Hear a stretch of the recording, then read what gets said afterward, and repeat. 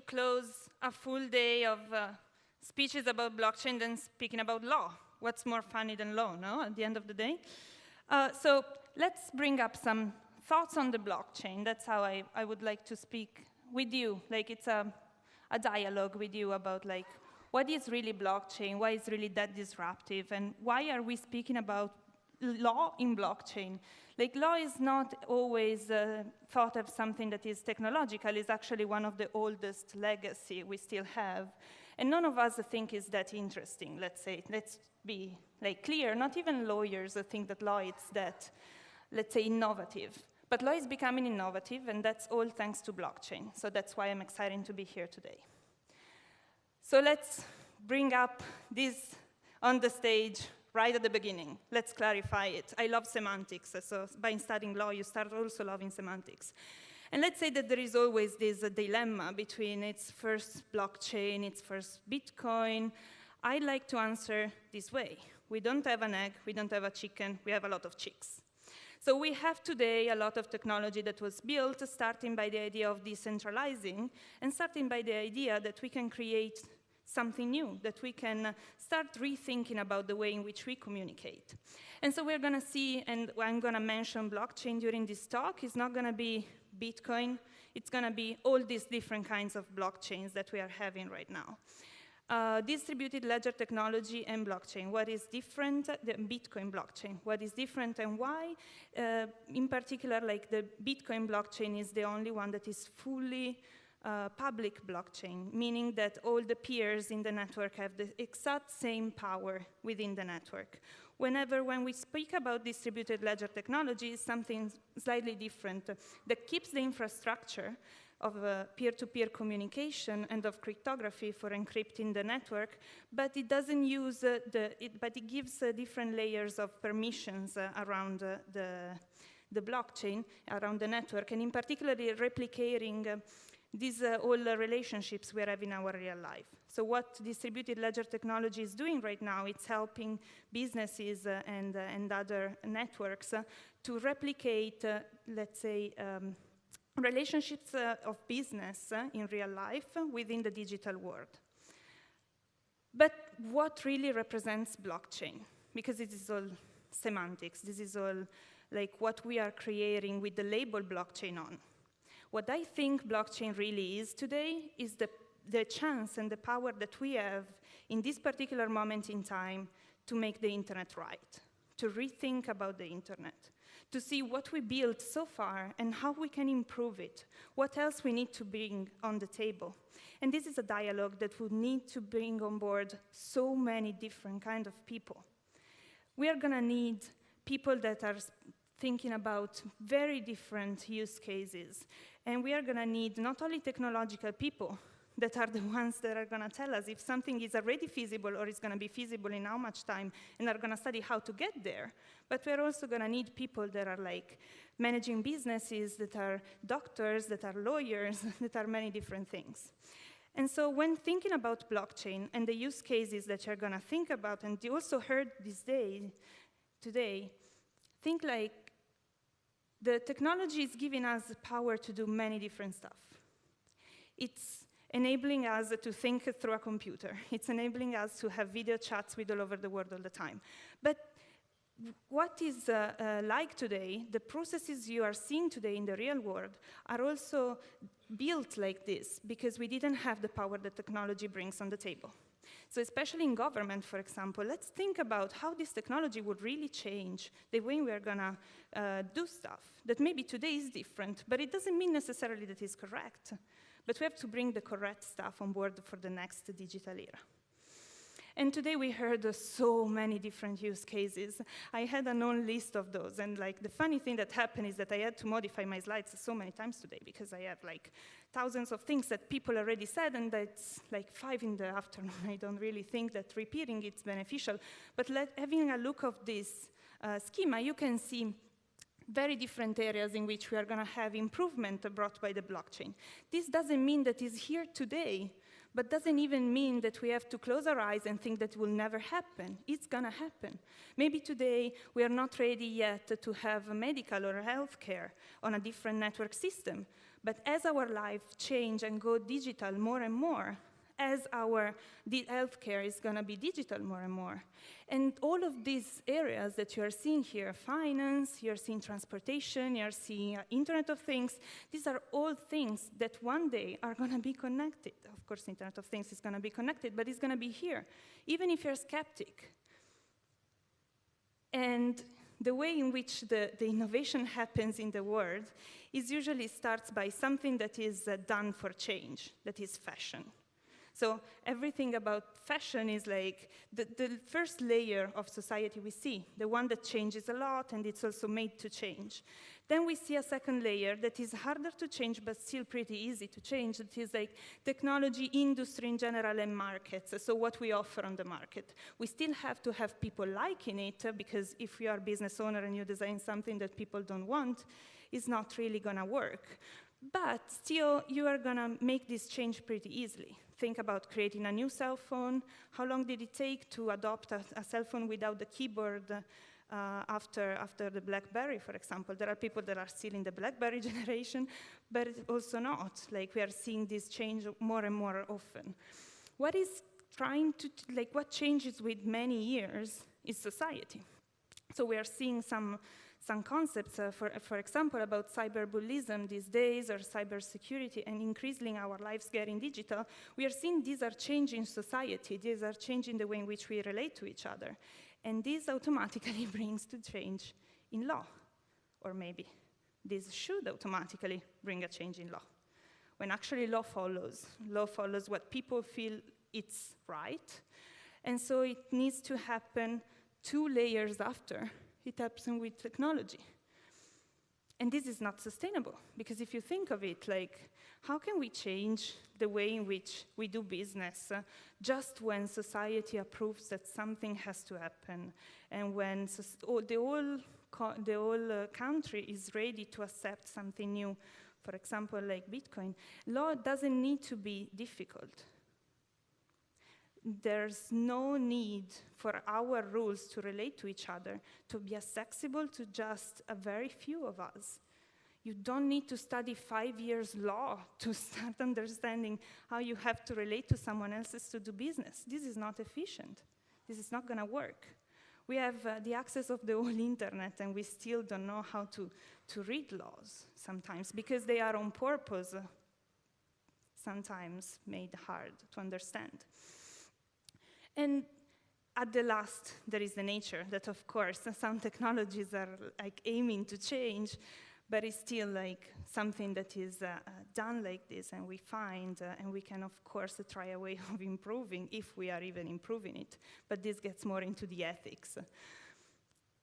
And so by thinking about the law, the first use case, and like when you speak with lawyers, everyone is or completely pro or completely against smart contracts. And also, by being a lover of semantics, I want to start from a step back. What is a smart contract? So the smart contract, the whole theory about computational contract was created in the mid-40s, when they wanted to automatize the way in which contracts were written in order to be executable by a machine. Basically, instead of writing it into natural language, to write a contract into code. Then when they created the blockchain and like the whole idea of like the peer-to-peer communication on the blockchains, they created programs to enforce things on that, and that was called smart contract. Created and misleading that all the smart contracts are legal contracts that are really not. But that's actually like something that is very interesting for who studies law today, to be able to study how to write these contracts that are computational contracts, and which is the way we have to do to arrive there.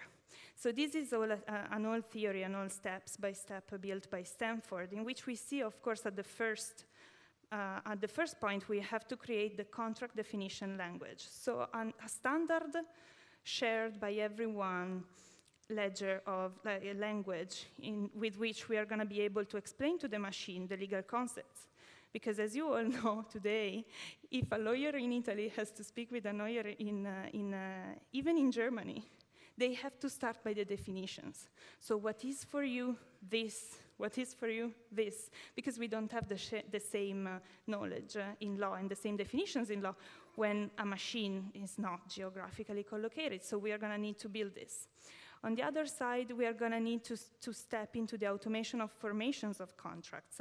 So not being any more written for humans, there's no reason why it's a human that has to write it. We are going to need, of course, machines to be able to do the validity check, so to check for compliance, to do the utility check, so to check if it's really what the parties wants to be enforced. And then the automation analysis of contracts is that phase in which we do the simulation of the contract. That is actually the part in which the lawyers helps the most when they try to advise you on like, yes, but if this happens with this contract, you're going to have to do this, this, or that. And in that sense, I don't think that lawyers are at all an all, let's say, professional category that is going to die soon. I think it's going to be extremely valuable, the knowledge that lawyers and all the people in the legal sector are building about the complexity of our world.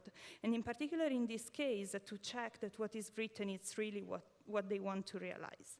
And then we have the automation, of course, so the capability of a software to automatically enforce himself, and so to have the results in the real world.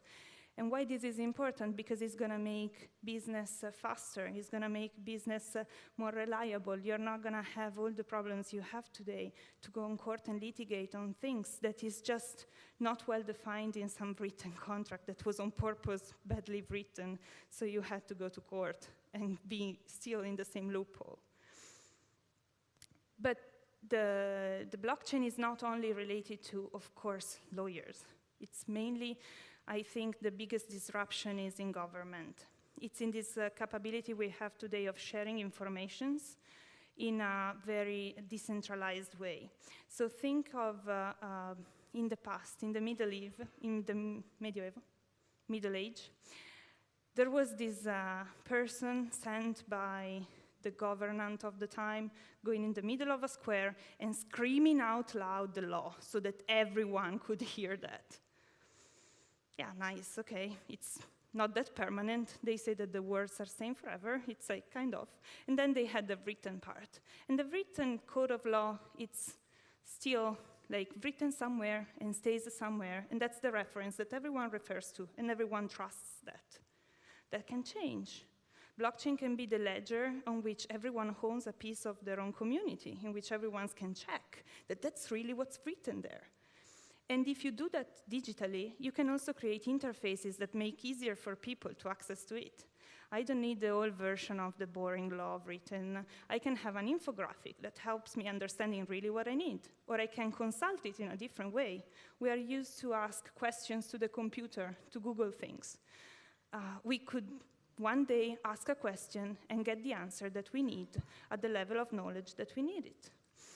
But also on the other side, some of the other use cases that could use the decentralization quite a lot are national identity management systems that are already in place. So the ability of like not having some government own your identity, but having yourself a piece of that identity in your hands. To do tax and internal revenue monitoring, of course, there is control in that case, so you will have to really be willing to pay taxes, and I say it slow because I know it's not that willingness sometimes. And the voting, it's of course the best case and the use case that we are seeing a lot in these years is not yet there for the whole cybersecurity concerns and also for some infrastructure things, but it's a very good use case for blockchain. This is, I hope you can read it, because I'm not good with slides, and that's actually one of the things they make fun of me every time. But this is the first case, so I'm going to bring you 4 cases of how different governments reacted to blockchain and Bitcoin in general. So in Gibraltar, they decided to regulate blockchain exchange exactly as they regulate banks. So it's not exactly, they created a license. So if you want to be a blockchain exchange in Gibraltar, you go to the regulator and he's going to give you a full list of requirements that you have to fulfill. And that's a way of like saying, okay, I want to enter in contact with you. I want to see what you have of good to bring on the table. Because in this way, Gibraltar people are not feeling like that's something mystic that I don't really know how it works. There is someone guaranteeing that there is some control behind the exchange. Another case that was already mentioned today is Illinois. Illinois approved this whole project of bringing records on chain, so bringing identities on chain, and that's like a very different approach. You see, Gibraltar, it's like we regulate the exchange. Illinois says we want to use a blockchain in order to guarantee identities, and this is an important one because you can trigger on the blockchain only things that are sure, that are certain. So by having more and more governments bringing use cases and bringing certainty at the first place into things related to a blockchain, then you can create programs on top that enforce things in a very different way. And then there is, of course, Estonia. So this is the third case. This is a case of a country that is the first one, in my opinion, that creates something like country shopping.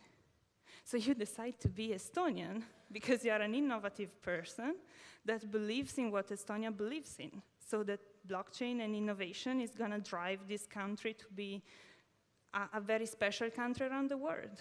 And in this case, you get to see that like they invested since very early and they created this digital ID card that is not that unlikely to see in events like this. So I'm not going to ask this question, but I believe there are some of you with an Estonian and digital identity somewhere around the audience. And the last one is for cost saving and for reputation. We have the Dubai government having started an whole set of programs with which they think are going to save up to $1.5 billion per year by making their processes digital. That doesn't necessarily mean that the distributed ledger is going to be a public blockchain. That means that it's going to be a distributed ledger accessible to everyone, that is going to streamline the processes in government. And let me say, don't you think it's already something pretty amazing?